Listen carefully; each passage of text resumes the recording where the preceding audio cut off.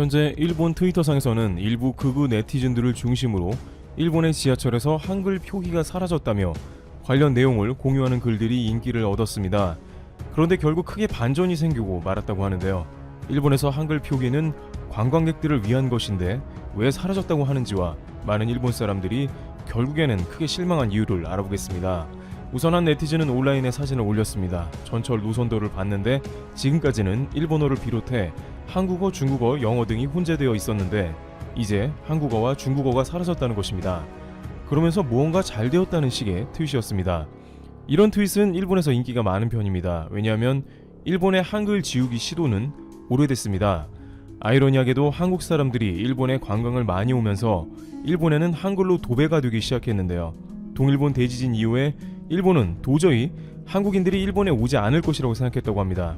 왜냐하면 만약 한국에서 후쿠시마 원전 사고와 같은 일이 있었다면 자신들은 절대로 안 갔을 것이기 때문에 설마 한국인들이 일본에 찾아올까라고 생각했습니다.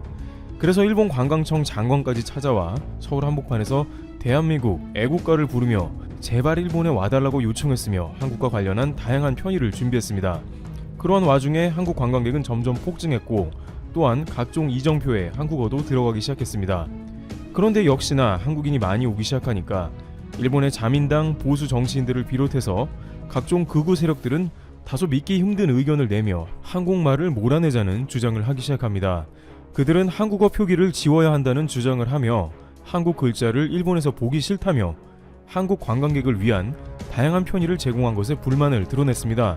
일본에 가는 한국 관광객이 가장 폭발적으로 늘어난 2017년에는 이런 불만이 극에 달했습니다. 당시에 오사카 미도 스지선에 탑승한 일본 네티즌은 트위터로 한글로 써져 있어 다음 정거장이 어디인지 알 수가 없다. 이렇게 한글 안내는 정말 그만두면 안 되나 라고 했고 이 트위터는 일본인들에게 1만여 차례 리트윗되면서 일본 사람들에게 공감을 사는 모습을 보여주었습니다. 2017년은 한국 사람들이 전 세계에서 가장 많이 방문한 도시는 오사카였을 정도로 인기가 좋았고 일본의 경제에 적지 않은 도움이 되었음에도 불구하고 일본에서는 이와 같이 반한 감정이 자리 잡고 있음이 확인됩니다. 심지어 이런 한글 표기를 두고 유명인들 및 정치인은 망언까지 일삼는 모습이 계속되고 있는데요. 일본의 극우 소설가로 유명한 하쿠타 나오키는 역시 전철의 한글 표기를 비판한 트윗을 가져오면서 도저히 못 보겠다고 표현해 무리를 빚었습니다. 일본 네티즌들도 한국어와 중국어가 연속으로 들리고 일본어 표기가 결국 나타나지 않기 때문에 몇 정거장이나 지나쳐버렸다는 댓글도 나왔습니다. 또 다른 네티즌은 중국어는 비슷하니 알아볼 수나 있지 한국어는 도대체 왜 있는가 라고 반문하기도 했습니다. 심지어 일본의 정치인에게도 비슷한 말이 나왔는데요. 홋카이도 현 의원 오노데라 마사루는 직접 사진을 찍어 하네다 공항 전광판에 한국에서 영어 교육이 일본보다 우월하다고 자랑하는데 그럼 영어면 충분하지 않은가? 왜 굳이 일본 역들의 한글을 표현해야 하나? 영어면 충분하고 한글 표기는 시간 낭비다 라고 트윗해서 논란을 빚은 바 있습니다. 다른 사람들은 몰라도 국가의 주요 사안에 관련된 일본 정치인의 이런 말은 외교적인 무례가 되기 때문에 적지 않은 논란을 일으켰고 일본 국민에게 반한 감정을 심어줍니다. 당시 2019년 7월 20일경의 트윗으로 물론 이 당시에 일본이 수출 규제를 자행해서 한국과 외교 갈등이 있었지만 수출 규제는 일본이 부당하게 일으킨 것이며 한때 한국에 찾아와 제발 일본에 관광을 와달라고 얘기한 과거는 온데간데 없이 이제는 일본에 관광을 많이 와서 한국어 표기가 되어 있으니 지워버리자는 것입니다. 당시 일본의 일부 언론에서는 이와 관련해서 사실 이제 한국과는 정리할 때가 되었다는 기고를 통해서 수출 규제로 한국 관광객이 급감했다면서 일본은 중국 관광객을 비롯해서 다른 서양 관광객들로 붐비며 한국 관광객은 더 이상 필요가 없어 한글 표기가 일본 내에서 필요하지 않다는 의견을 내기도 했습니다. 또한 일본 내부에서 쓰는 금액도 중국 사람들에 비해 한국인들은 매우 적은 소비를 하고 있다면서 와도 큰 도움이 되지 않았던 게 사실이라는 억지 주장을 하는 모습을 보여주고 있는 것입니다. 이러한 모든 내용을 종합해 보면 전반적으로 한글 표기가 일본 내에서 크게 환영받지 못함을 알 수 있는데요. 이는 단순히 한국 관광객이 줄어서라기보다는 그만큼 반한 감정이 강한 것이라는 반증이 됩니다. 그런데 이러한 주장 뒤에 일본 네티즌들의 트윗과 현실은 전혀 다르다는 주장도 제기됩니다. 앞서 한국어, 중국어 표기가 지워졌다는 글이 트윗이 되고 나서 시간이 흐른 뒤에 허위 주장이라는 글이 나오기 시작한 것입니다. 트위터가 올린 사진을 보면 도쿄의 다양한 노선 중 야마노테선으로 원래부터 영어와 일본어 표기 외에는 없었다고 지적하면서 한글, 중국어는 애초에 없었다는 주장이 나온 것이죠. 실제 야마노테선에는 지금까지도 표기 언어가 일본어와 영어만 있다는 것이 맞습니다. 게다가 점점 주장은 확산되어 오히려 한국어 표기가 늘어가고 있다는 답글도 전국 각지에서 제기된 것입니다. 한 네티즌은 한글 표기는 과거보다 전국에 훨씬 더 많아졌다고 지적하면서 10년 전만 해도 대도시에서만 볼 수 있었던 걸로 기억하지만 이제는 지방 소도시에도 한국어와 중국어로도 방송이 나온다고 지적했습니다. 오히려 소부선 같은 경우에는 한국어와 중국어 방송이 시작된 게 얼마 되지도 않았다면서 증가 추세라는 것이죠. 이같이 최근 5, 6년간 일본에서는 한국 관광객이 폭발하자 관련된 중소도시에서는 한글 이중 표기를 급격하게 늘려 관광객들의 편의를 도모하는 모습을 보였습니다. 따라서 갑자기 지금 없어졌을 리가 없는 것입니다. 물론 일본이 한국의 흔적을 지우려고 애를 쓰는 것은 사실입니다. 최근 유네스코 군함도 유적을 보면 일본은 과거의 강제징용에 관한 흔적을 지우려고 애초에 유네스코에 등재 시 관련 내용을 뺐습니다.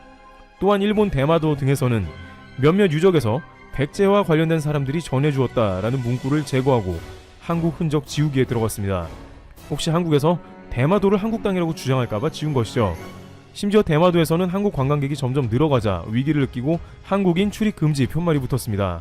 따라서 일각에서는 결국 일본에서 언젠가는 지하철에서 한글이 사라질 수 있다는 주장도 제기됩니다. 하지만 현지에서는 한글이 당분간은 절대로 사라지지 못할 것이라는 주장도 나왔습니다. 왜냐하면 일본 정부에서 일사불란하게 공무집행을 할 리가 없다. 그런 일은 너무 오래 걸린다는 것이죠. 특히 일본 철도의 경우 일본 정부와 철도사가 오랜 기간 협의를 통해서 한글을 표기한 것인데 이를 다시 한글을 제거하는 방향으로 가려면 정부와 또다시 관련 작업으로 시간을 보내야 하고 그렇게 바뀌는데 적어도 수년에서 10년 이상 지나가야 가능할 것이라는 의견이 나오는 것입니다.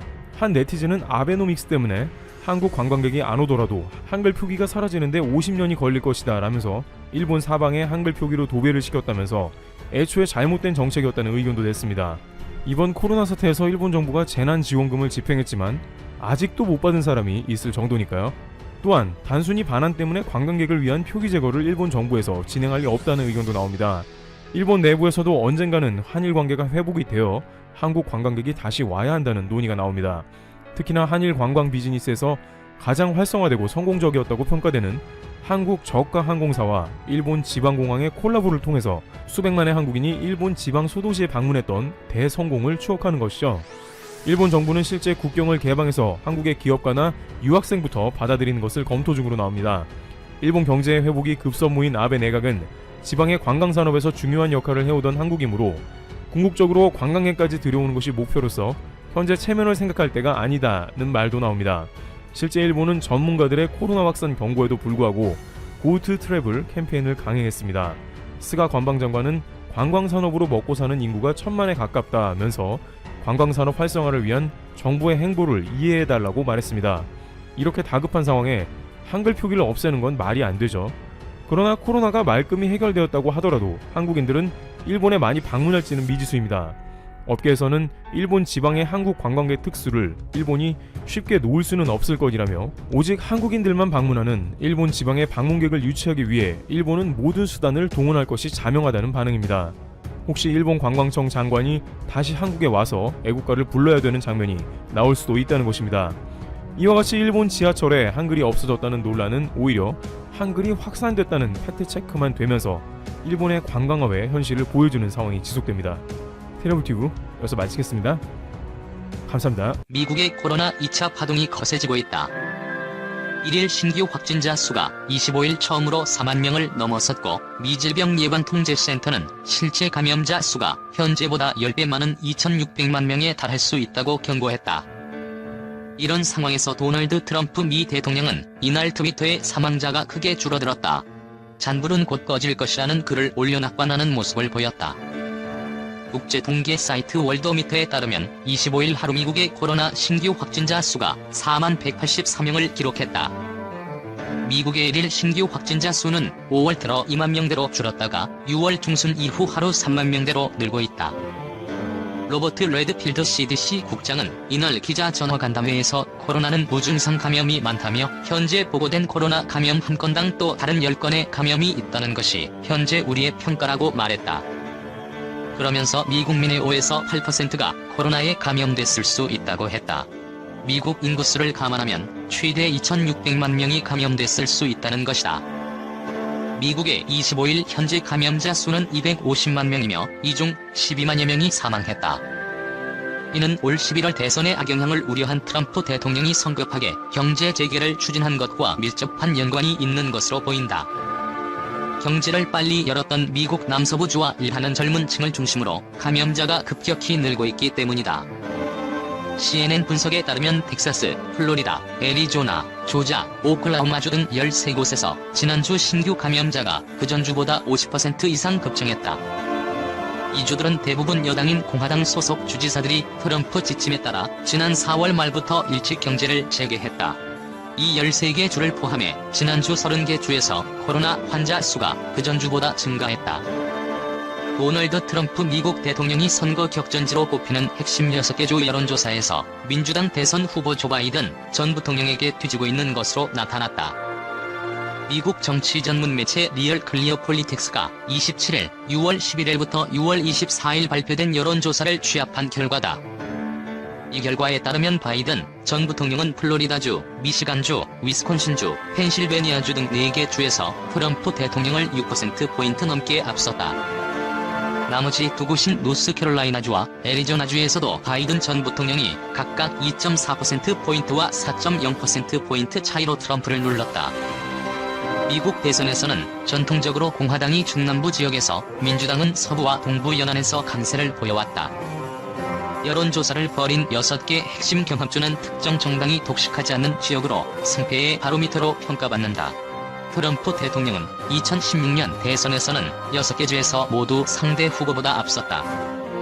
미국 정치 전문 매체 더 힐은 트럼프 대통령이 플로리다 주를 잃으면 승리할 길은 거의 없다고 분석했다.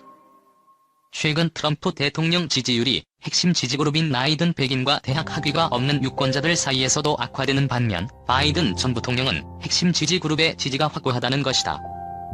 더 힐은 또 핵심 격전지 이외에 트럼프 캠프는 지난 대선에서 큰 승리를 거둔 오하이오주와 아이오와주를 방어하는 데 자금을 쏟는다며 바이든 전 부통령은 두 지역에 많은 자원을 투입하지 않았는데도 트럼프 대통령과 비슷한 상황이라고 설명했다.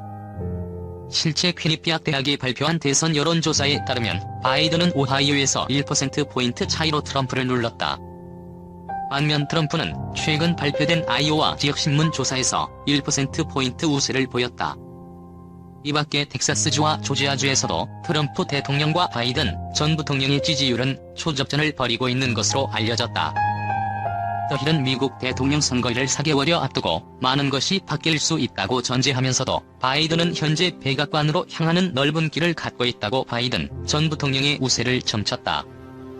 일본의 아베 신조 총리가 도널드 트럼프 대통령의 비비 맞추기에 공들인 끝에 한때 브로맨스를 과시하는 성과를 거두었지만 이제는 이를 후회하고 있을 것이라고 미 언론이 보도했다. 트럼프는 내가 크게 신뢰할 수 있는 지도자라고 추켜세웠던 아베 총리의 발언이 무색하리만치 트럼프 대통령의 행보가 일본의 기대를 크게 비껴나서다. 트럼프 대통령은 1980년대 이미 일본에 대해 비판적인 목소리를 내던 인사였다. 1989년 이 부동산 재벌은 일본을 미국의 피를 조직적으로 빨아먹는다고 비판하며 모든 일본산 제품이 20% 관세를 부과해야 한다고 주장한 적이 있다. 또 대선 기간에는 우리가 더는 부담할 수 없다며 일본이 안보 비용을 부담해야 한다고 말했다. 그런 트럼프 대통령이 2016년 11월 8일 힐러리 클린턴 민주당 후보를 꺾고 대선에서 승리하자 아베 총리는 세계 정상 가운데 가장 먼저 트럼프 대통령을 찾아갔다. 불과 50일 전 뉴욕 방문 때 클린턴 후보를 먼저 찾아간 것을 생각하면 180도 달라진 태도였다. 아베 총리는 당시 아메리카 퍼스트를 내세운 트럼프 대통령과 신뢰관계를 가질 수 있을 것 같다며 추켜세웠다. 이때만 해도 아베 총리의 노력이 빛을 발한 것 같았다.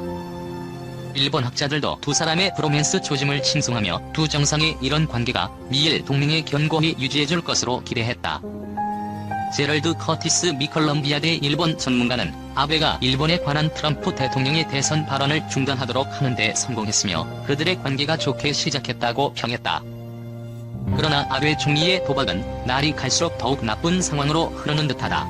아베 총리의 계산이 엇나갔다는 것은 미국이 환태평양 경제동반자 협정에서 발을 뺐을 때 이미 감지됐다. 당초 무역 장벽을 고수하던 일본이 아시아, 태평양 국가들이 대거 참여하는 TPP에 참여한 것은 획기적인 순간이라 할 수 있었다. 미국은 중국을 경계하기 위해 일본의 TPP 참여가 필요했고 일본은 자국 수출을 확대할 기회로 여겨 참여를 결정했지만 이는 트럼프 대통령 취임 이후 어그러졌다. 트럼프 대통령은 TPP 탈퇴에 그치지 않고 수입산 알루미늄과 철강에 관세를 매기는 등 잇따라 관세 부과 정책을 내놓고 있다. 트럼프 대통령은 또 23년간 지속된 강달러 정책을 포기함으로써 아베 총리의 리플레이션 계획을 위기에 빠뜨렸다. 제프 킹스턴 템플대 도쿄 캠퍼스 아시아 연구소장은 트럼프에게 굽신거리면 해결될 것이라고 믿다니 불쌍하다고 평했다.